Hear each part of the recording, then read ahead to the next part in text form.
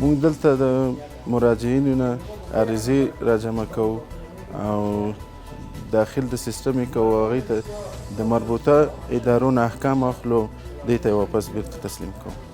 الحمدلله موږ دلته پوره اخلاص سره کوشش کوو چې د دوی مشکلات ته رسیدګي وکړو او د دوی کوم مشکلات دي هغه په صحیح توګه سره واورو او د دوی په وخت سره دوی ته احکام له مشرانو نه راواخلو، د دوی مشکل حل کړو.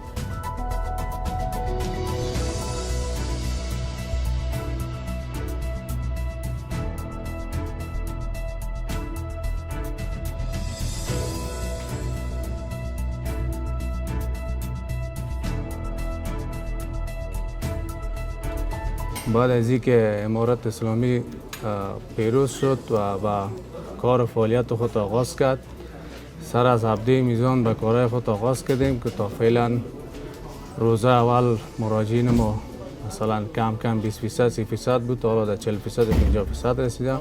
شکر اینمی تعداد هم میبینیش کل مراجعین ریاست خدمات عامه است که در این بخشای شخصا خودم در بخش اخذ عرایض ریاست دفتر مقام کار میکنم دیگه، یعنی بخشای بدرهای دیگه هم که هستن در بخشای مختلف دیگه کار میکنن.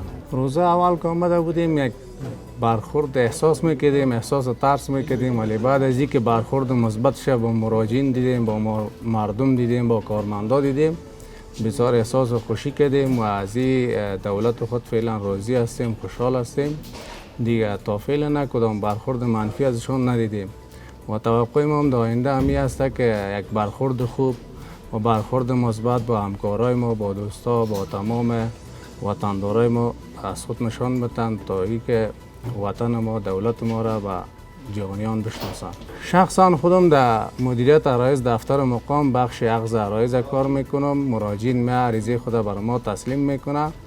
بعد از اینکه خلاص شد در میز دومی طی مراحل میشه، با زنگ میزنیم مراجعین پشت عریضه خود میبره عریضه خود.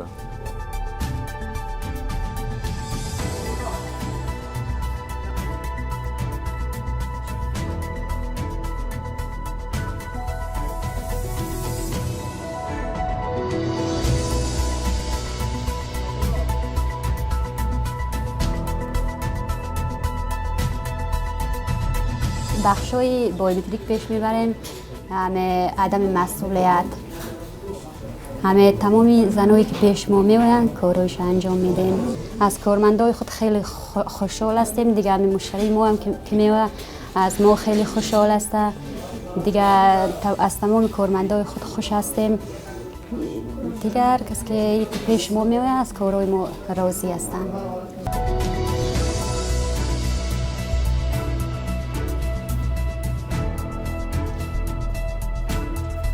برخوردشان بسیار اصولانه، قناعت بخش، دیگه هیچ کدام مشکلی نیست. فقط این مشکل همی است پولایی را که از سوی جامعه جهانی و دولت امریکا منجمد شده و اون پولا که هیچ مشکلی نیست. کارا نرمال پیش میره، هیچ کدام مشکل نیست. کار ما بسیار با خوبی پیش میره. پنجشنبه دادیم، عرایض ما امروز آمده، برای ما تلفنی تماس گرفتن بین که عرایضتان آماده شده ببرید.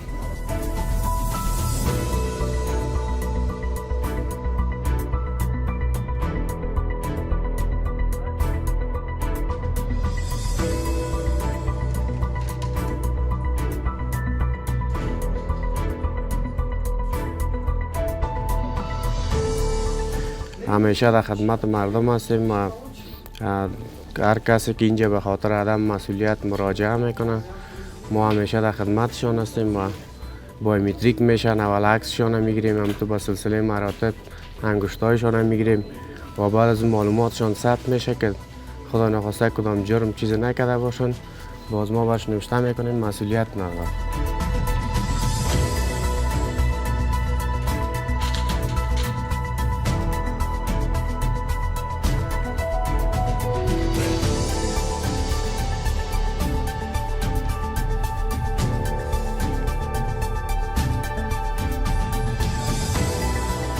محترمه د امیرالمؤمنین حفظه الله د فرمان په اساس چې ټول ته عفو وشوه، د عفو شرعي عفو ده نو چاته بیا د حق نشته څوک یا انتقام واخلي یا بدل واخلي.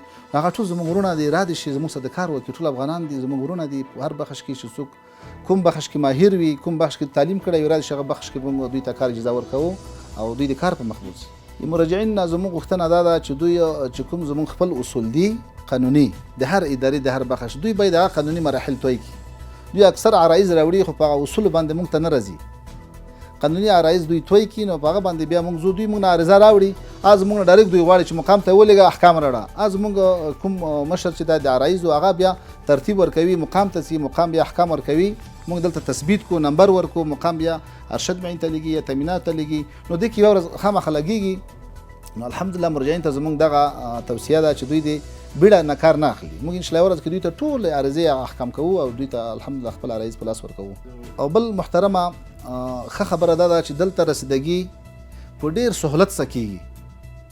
دلته رشوت نشته الحمدلله، واسطه نه غواړي. او حتی که چا ډېر زیات مظلوم کس وي چې تعلق یې نه وي، زموږ د دې ادارې مشران ټول په هغه ته ډېره کوشش کوي دغه کار موږ زر خلاص کړو. الحمدلله پاک صاف دی، پاک امارت دی، ملګري ټول الحمدلله ښه په اخلاص باندې کار کوي. واسطه نه غواړي، رشوت نشته الحمدلله. او څوک کوشش هم نه کوي چې موږ ته واسطه جوړه کړي یا د یو مشر راولي یا یو ډلګۍ مشر راولي. دې ته ضرورت نشته. چې کوم اصولي قانوني حق د دوی وي هغه الحمدلله موږ مقام ته رسوو، د مقام نه به خیر و دوی ته خپل شی رسېږي انشاءالله.